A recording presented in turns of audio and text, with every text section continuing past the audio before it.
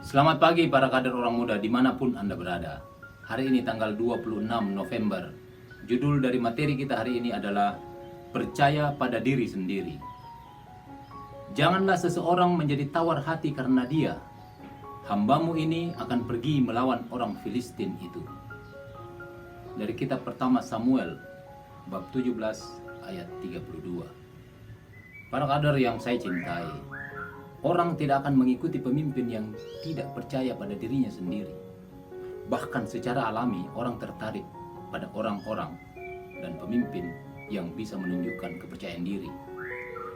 Contoh untuk hal ini terlihat dalam sebuah insiden yang terjadi di Rusia dalam sebuah usaha kudeta. Tank pemerintah mengepung gedung di mana Presiden Boris Yeltsin dan para pendukung pro-demokrasinya berada.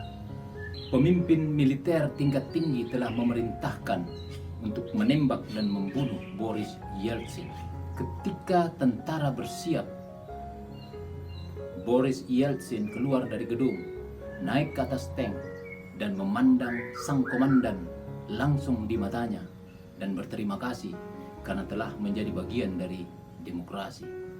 Komandan itu mengakui, walaupun mereka tidak berniat untuk menyeberang ke pihaknya, tetapi Boris Yeltsin telah menunjukkan kepercayaan diri dan memerintahkan bawahannya untuk bergabung dengannya. Kepercayaan diri adalah karakteristik sikap yang positif. Pemimpin dan pemenang sejati akan tetap percaya diri apapun situasinya. Pemimpin yang kuat percaya diri. Mereka mengenali dan menghargai kepercayaan diri yang ada pada orang lain.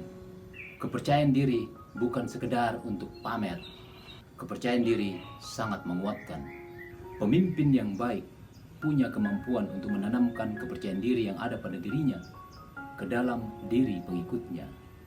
Saudara-saudara, para kader yang saya banggakan, kutipan kitab suci tadi cerita tentang Daud.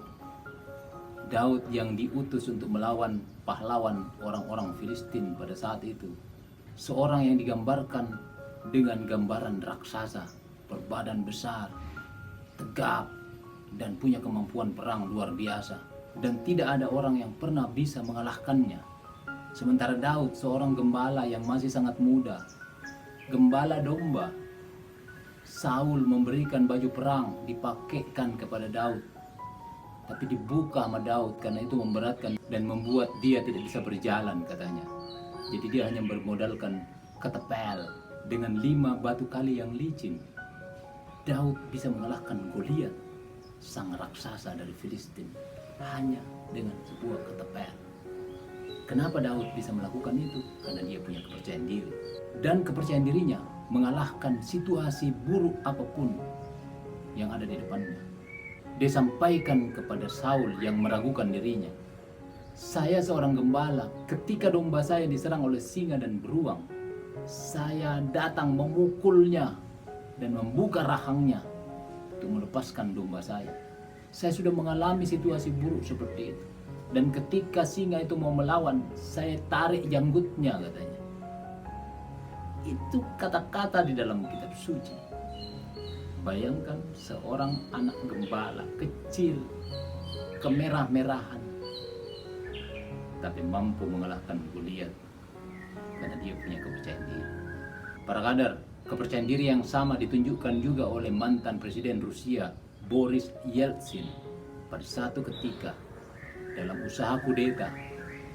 Militer sudah mengepung gedung-gedung pemerintah. Bayangkan, tidak menggunakan pistol atau senapan, tapi dengan tank. Tank mengepung gedung pemerintah dan sudah keluar perintah untuk menembak gedung pemerintah di mana di dalamnya ada Presiden Boris Yeltsin. Ketika para tentara siap untuk menembak, Boris Yeltsin keluar dari gedung dan dia naik ke atas tank, langsung menemui sang komandan, menatap tepat di matanya dan mengatakan terima kasih. Boris Yeltsin tidak datang dengan kemarahan dan siap meninju sang komandan, tetapi dia datang dengan kepercayaan diri. Kepercayaan diri yang sangat besar. Dia tahu bahwa dengan sikap yang tepat dia bisa mengatasi situasi yang buruk sekalipun, dan hasilnya sangat menakjubkan. Kepercayaan diri mengatasi situasi buruk. Sang komandan terkesima, dan walaupun dia tidak berniat untuk berpindah ke pihak Boris Yeltsin, tetapi dia tidak menembak. Para kader yang saya banggakan, seringkali pemimpin kehilangan kepercayaan dirinya. Seringkali pemimpin mengalami krisis kepemimpinan hanya karena kehilangan kepercayaan dirinya. Hari ini kita diajarkan untuk menguatkan sisi ini. Seorang pemimpin harus punya kepercayaan diri. Banyak contoh di masa lalu, banyak contoh dalam masyarakat, banyak contoh dalam garis keluarga kita, di mana para leluhur, para orang tua kita mengajarkan kita untuk percaya diri. Tapi ingat, kepercayaan diri yang terlalu, overconfidence, tidak baik. Tetaplah mengukur, karena kata terlalu tidak baik untuk kehidupan kita. Apapun yang terlalu tidak baik, termasuk kepercayaan diri.